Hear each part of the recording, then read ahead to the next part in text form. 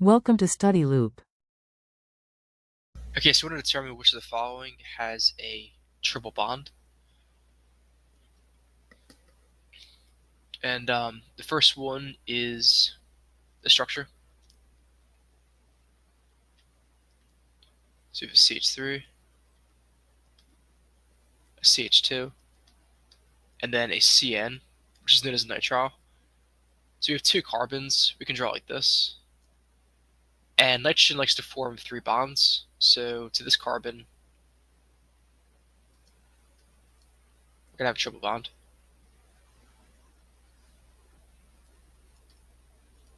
And then if we want to use the dot structure as well, just showing the electrons involved in bonding. So a bond is two electrons, and therefore a triple bond is going to be six.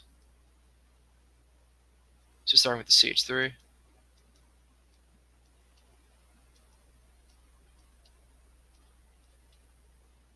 then the CH2,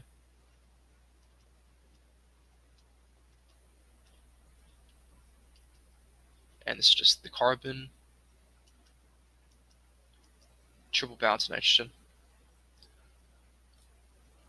Next one is ethane dioic acid. So you have a two carbon, ethane for two carbons, di is two, and then the oic acid is carboxylic acid. So we can draw like this. And this makes sense because we know oxygen needs two bonds, which is fulfilled right here.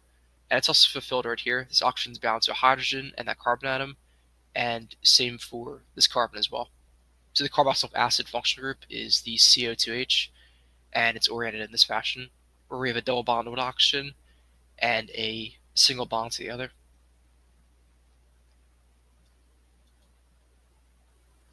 Next one is the dicarbide ion.